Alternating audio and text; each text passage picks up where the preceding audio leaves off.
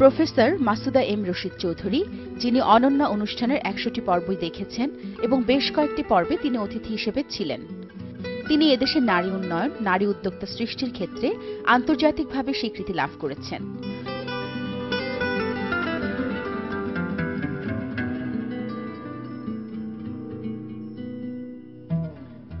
১৯৭১ সালে স্বাধীনতা সংগ্রামে প্রথম ছাত্রছাত্রীদের মিছিলের নেতৃত্বে ছিলেন তিনি। ২০০০ সালে তিনি এফবিসিসিআই-এর পরিচালক নির্বাচিত হন। তার বাবা আবুল মনসুর ১৯৪৭ সালে প্রথম বাঙালি রেজিস্টার্ড ইম্পোর্টার ও এক্সপোর্টার ছিলেন। মা সমাজসেবী বেগম মৌসুফা মনসুর। প্রফেসর মাসুদা এম রশিদ চৌধুরী ১৯৬৪ সালে যুক্তরাজ্যের ক্যামব্রিজ বিশ্ববিদ্যালয় থেকে সিনিয়র ক্যামব্রিজ এবং প্রথম বিভাগে মেধা তালিকায় সারা বিশ্বের মধ্যে ১০ম স্থান অধিকার করেন। ব্যক্তি জীবনে তার স্বামী মরহুম অ্যাডভোকেট এবিএম ফজলে রশিদ চৌধুরী বিশিষ্ট ব্যবসায়ী ও রাজনীতিবিদ ছিলেন। এক ছেলে ও এক মেয়ের মা তিনি। স্বামী ও সন্তানদের দিক নির্দেশনা ও উৎসাহ প্রফেসর মাসুদা রশিদ চৌধুরীকে সাফল্যের শীর্ষে প্রতিষ্ঠিত করেছে। বর্তমানে তিনি ঢাকা বিশ্ববিদ্যালয়ের সমাজবিজ্ঞান বিভাগের অধ্যাপক হিসেবে কর্মরত আছেন। যেমন একটি পাখির দুটো ডানা, একটা ছাড়া একটা চলতে পারে না, সমাজেও কিন্তু সেই পাখিটা একটা ডানা হচ্ছে নারী, একটা হচ্ছে পুরুষ। পুরুষত্বই যদি খালি প্রচার হয়, নারীকে বাদ দিয়ে, তাহলে সে পাখি তো উঠতে পারে না। সেজন্য আমি অনন্যাকে ধন্যবাদ জানাই যে এই নারীকে সাথে নিয়ে একটা পাখির, উড়ন্ত পাখিকে অনেক দূর এগিয়ে নিয়ে গেছে। এবং আমরা গর্বিত যে যত দিন যাচ্ছে এই প্রচারে যত উন্নতি আমরা দেখেছি। সাধারণত সচরাচর এই নারীদের নিয়ে অনুষ্ঠানগুলো এইভাবে হয় না।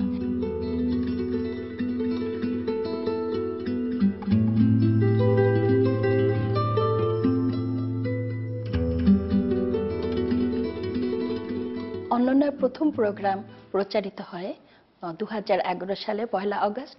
আমি সেদিন প্রোগ্রামটা দেখেই কিন্তু আনন্দিত হয়েছিলাম এই সেন্সে যে সাধারণত সচরাচর যা প্রোগ্রামগুলি নারীদেরকে নেওয়া হয়, হয়তো রূপচর্চা বা ফ্যাশন বা এই ধরনের রান্না বা এই ধরনের জিনিস নিয়ে, কিন্তু এখানে ছিল অন্য ধরনের। প্রথম পর্বটাই ছিল প্রকৃতি ও নারীকে নিয়ে, এবং নারীর সাথে প্রকৃতির যে সম্পর্ক এত চমৎকারভাবে উপস্থাপনা করা হয়েছিল, আমি সত্যি মুগ্ধ হয়েছিলাম। এরপর থেকে আমি কিন্তু কোনো প্রোগ্রাম পারতপক্ষে বাদ দিইনি।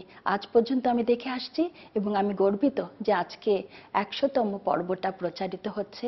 আমাকে যখন অনন্যার পক্ষ থেকে প্রথম বলা হলো যে তাদের প্রথম পর্বের আমি অতিথি এবং এই অনুষ্ঠানে আমাকে লাগাতার ১৫ মিনিট কথা বলতে হবে, যেখানে কোনো প্রশ্ন করা হবে না, কোনো উপস্থাপিকা থাকবেন না, আমি একটু নার্ভাস হয়ে গেছিলাম। কিন্তু যেহেতু আমি উকিল মানুষ, সবসময় কথা বলি, কথা বলতে তেমন ভয় পাওয়ার কথা না, বেশ কিছুটা সাহস সঞ্চয় করেই সেদিন অনন্যা টিমের আমি মুখোমুখি হয়েছিলাম।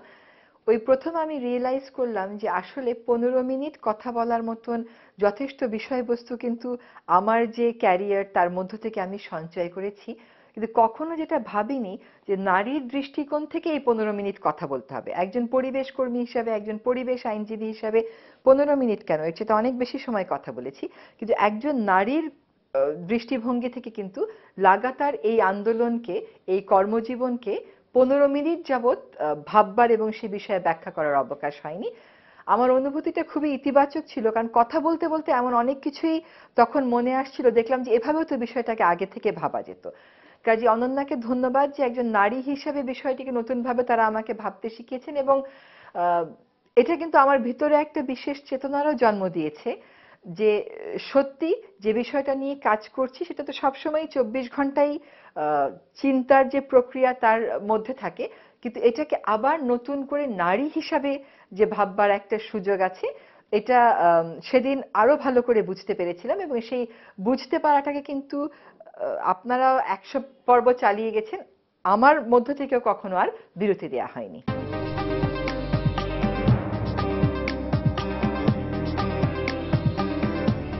২০১১ সালের ১লা আগস্ট অনন্যা অনুষ্ঠানটির প্রথম পর্ব প্রচারিত হয়। আজ অনুষ্ঠানটির ১০০তম পর্ব প্রচারিত হচ্ছে। এই ১০০ পর্বে সাহিত্য, থিয়েটার, অভিনয়, নৃত্যকলা, রাজনীতি, মুক্তিযুদ্ধ, অর্থনীতি, কৃষি, মাতৃত্ব থেকে শুরু করে সাম্প্রতিক বিষয়গুলোতে নারীর অবস্থান ও অবদান তুলে ধরা হয়েছে। এখানে অনন্যার কথাসঙ্গী হিসেবে যেমন দেশের জ্ঞানী গুণী ও বিখ্যাত নারী এসেছেন, তেমনি একেবারে তারকা না হয়েও নিজের কর্মে অর্জন করেছে অনন্যা হওয়ার যোগ্যতা। তার সেই সংগ্রামকেও অনন্যা তুলে ধরেছে পরম মমতায়, তাকে দিয়েছে কথাসঙ্গীর সম্মাননা। মায়ের হাসি চাঁদের মুখে ঝরে, মাকে মনে পড়ে আমার, মাকে মনে পড়ে।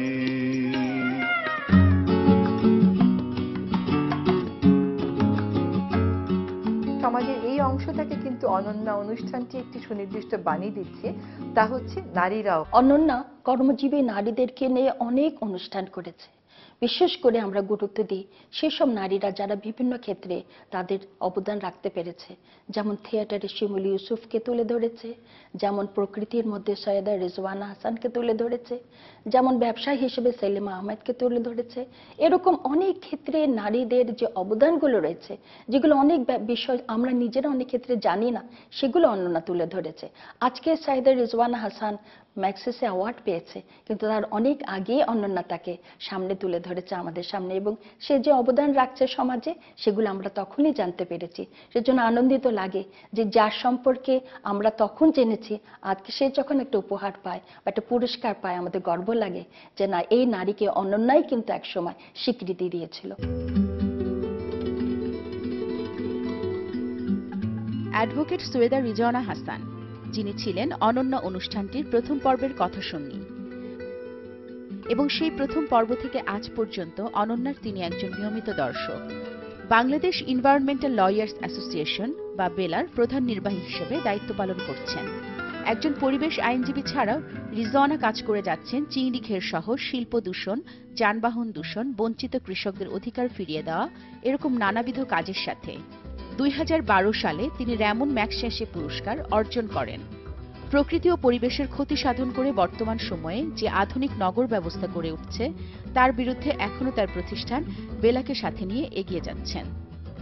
সমাজের বিভিন্ন ক্ষেত্রে যে সমস্ত নারীরা কাজ করে যাচ্ছেন, কাজ করে সাফল্য পেয়েছেন, সেই সাফল্যটা পেতে তাদেরকে যে চ্যালেঞ্জের মুখোমুখি হতে হয়েছে, বিরূপ পরিবেশে তারা মুখোমুখি হয়েছেন, কিন্তু তারা হাল ছেড়ে দেননি। ফলে এই সাফল্যগুলো অর্জন করে কেবলমাত্র যে নিজেরাই সমাজে প্রতিষ্ঠা পেয়েছেন তা না, অন্যের জন্য অনুকরণীয় হয়ে তারা রয়েছেন, এই বিষয়গুলোকে তুলে ধরা হয়। ফলে গতানুগতিক ধারার বাইরে কর্মরত নারীদেরকে একটা বড় সমাজের কাছে আমরা উপস্থাপন করছি। সেজন্য আমি অনন্যাকে সাধুবাদ জানাবো যে প্রচলিত কথাগুলো বা প্রচলিত শব্দগুলোর মধ্যে তারা নিজেদেরকে সীমাবদ্ধ রাখেননি। যেভাবে তারা উপস্থাপন করছেন সেটাও ব্যতিক্রমধর্মী। একজন মানুষকে তার পুরোটা কথা বলার তারা সুযোগ করে দিচ্ছেন। আমি মনে করি নারী সমাজের অগ্রগতিটা তুলে ধরে তারা কয়েকটি উদ্দেশ্য সার্ভ করছেন। একটা হচ্ছে যে নারীরাও পারে এবং সকল ক্ষেত্রেই পারে, এই কথাগুলো বলা। দ্বিতীয় হচ্ছে একজন নারী পেরেছে, এই কথাগুলো পর্যাপ্ত সময় দিয়ে তার নিজের জীবনের অভিজ্ঞতা দিয়ে ব্যাখ্যা করে দেওয়ার একটা সুযোগ সৃষ্টির মাধ্যমে অন্য নারীরা যারা করতে চায় কিন্তু এগিয়ে আসতে বা সাহস পাচ্ছে না, তাদেরকে সেই সাহস যোগাচ্ছে। তৃতীয়ত, সমাজের একটা বড় অংশ কিন্তু মনে করে যে এই কাজগুলো নারীরা পারবে না, বা তাদের কন্যা সন্তানদেরকে, তাদের পরবর্তী প্রজন্মকে তারা সেভাবে অনুপ্রাণিত করে না। বা অনেক মাকেও দেখবেন তারা তাদের কন্যা সন্তানকে তুমি শিক্ষকতাই করো, এর বাইরে গেলে অন্য কাজটা তোমার জন্য অতটা সঠিক নাও হতে পারে। এই একটা সমাজকে, এই সমাজের এই অংশটাকে কিন্তু অনন্যা অনুষ্ঠানটি একটি সুনির্দিষ্ট বাণী দিচ্ছে, তা হচ্ছে নারীরাও পারে। তারাও কিন্তু দেখছেন, যারা নারীর সম্পর্কে একটা নেতিবাচক ধারণা রাখেন বা একটা রক্ষণশীল ধারণা রাখেন, তারাও দেখছেন যে একটু উদার হলে নারীকেও উন্নয়নের একেবারে মূল স্রোতে নিয়ে আসা যায়। আমি সাগরের নীল নয়নে মেখেছি এই চৈতালি। অনন্যা উচ্চবিত্ত, মধ্যবিত্ত, নিম্নবিত্ত এই তিন অবস্থানের নারীদের কথা বললেও এখানে তৃণমূল পর্যায়ে নারীর সংগ্রামকেই বেশি তুলে ধরেছে। সম্পদ না থাকলে, টাকা পয়সা না থাকলে ছেলে মেয়ে কয়জনের ভালো আছে? আজকাল ছেলে মেয়ে কোনো ভালো নেই। যার যার সাধ্য মতন হেরিয়ে চলে।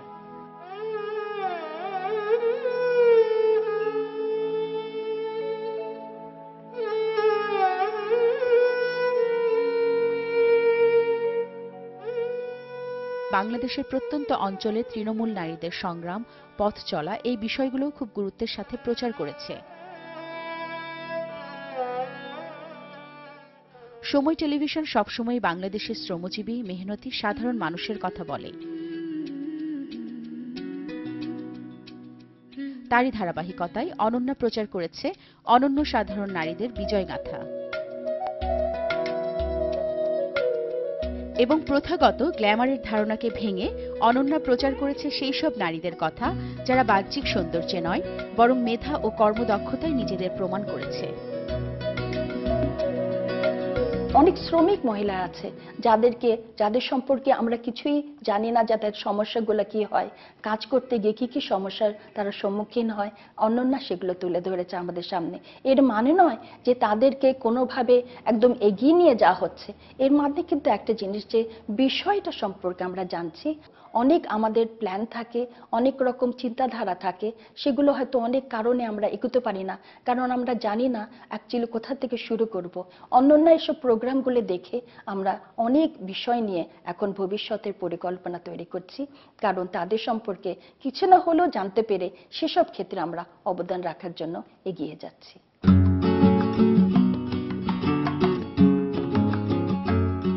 অনন্যা সেই প্রোগ্রামটা যেখানে 3 মুক্তিযোদ্ধা বোনকে নিয়ে আপনারা অনুষ্ঠান করেছেন। মুক্তিযুদ্ধে আমরা নারীর অবদান খুব সীমিত আকারে দেখি, কিন্তু এই অনন্যাই আমাদের সামনে তুলে ধরেছিল যে কবি মেহেরুন্নেসা কিভাবে তার মৃত্যুবরণ করেছিল।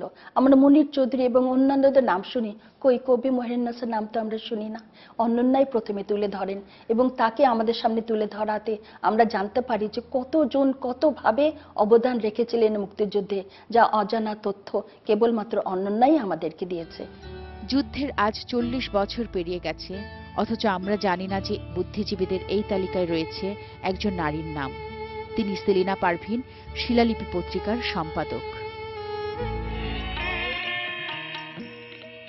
কবি মেহেরুন্নেসা দেশপ্রেমে উদ্বুদ্ধ এক প্রতিবাদী শক্তির নাম। 1942 সালের 20 আগস্ট কলকাতায় জন্মগ্রহণ করেন। পিতা আব্দুর রাজ্জাক, মাতা নুরুন্নেসা। দেশভাগের পর সপরিবারে চলে আসেন বাংলাদেশে। 2 ভাই 2 বোন আর বাবা মা। খুব ছোটবেলা থেকেই মুখে মুখে ছড়া কাটতে পারতেন মেহেরুন্নেসা। বড় বোন মোমেনা খাতুন পরম যত্নে কপি করে দিতেন সেই সব ছড়া কবিতা। 50-এর দশকে কবি মেহেরুন্নেসার কবিতা প্রকাশ হতে থাকে বিভিন্ন পত্রপত্রিকায়। তার অসংখ্য লেখা এবং কবিতা বেগম পত্রিকাতে ছাপা হয়। ইতিহাসের ধারাবাহিকতার মাধ্যমে কিন্তু অনন্যা তুলে ধরছে বিভিন্ন বিষয় নিয়ে, যেমন অতীতে যেসব লেখিকা ছিলেন আমরা চন্দ্রাবতী সম্পর্কে জানতে পেরেছি, খনা সম্পর্কে জানতে পেরেছি, তেমনি আজকের যারা লেখিকা রয়েছেন, আজকের নতুন প্রজন্মের যারা অবদান রাখছেন তাদের সম্পর্কেও কিন্তু অনন্যা তুলে ধরছে। তাহলেই কিন্তু পার্থক্য নির্ণয় করা যায় যে কিভাবে নারী এগিয়ে যাচ্ছে বিভিন্ন ক্ষেত্রে, বিশেষ করে তাদের নিজের অবদানের মাধ্যমে আজকে নিজেরাই কিন্তু পুরস্কৃত হচ্ছে মানুষের সামনে।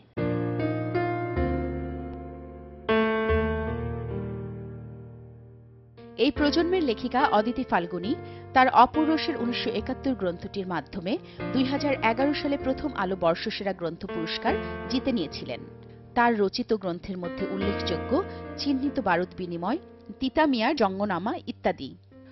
অদিতি ফাল্গুনী, যিনি অনন্যার বেশ কয়েকটি পর্বে অতিথি হিসেবে ছিলেন এবং অনন্য অনুষ্ঠানটির তিনি একজন নিয়মিত দর্শক হিসেবে অনন্যার শতপর্বে এই অনুষ্ঠানটির নানা বিষয় তুলে ধরেছেন। অনন্যা অনুষ্ঠানটির আমি নিয়মিত দর্শক।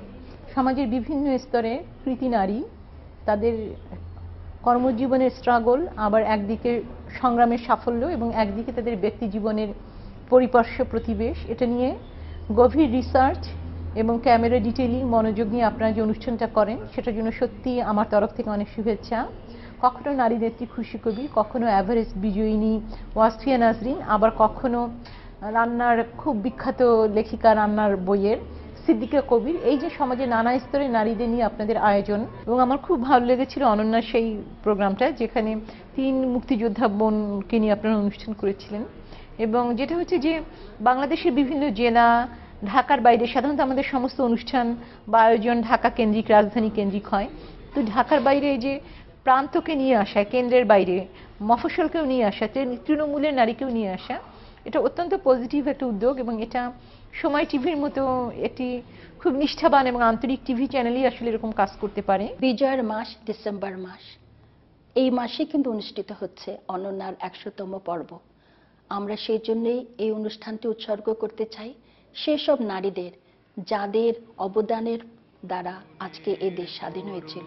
হয়তো অনেককে আমরা চিনি না, জানি না, হয়তো অনেকের কথা আমাদের স্মরণ নেই, কিন্তু আজকে মনে করছি, স্মরণ করছি সেসব নারীদের যাদের দ্বারা এই দেশ স্বাধীন হয়েছিল। আমাদের উৎসর্গ সেসব নারীদের প্রতি। এ জীবন পূর্ণ করো দহন দানে, আগুনের পরশমণি ছোঁয়াও প্রাণে।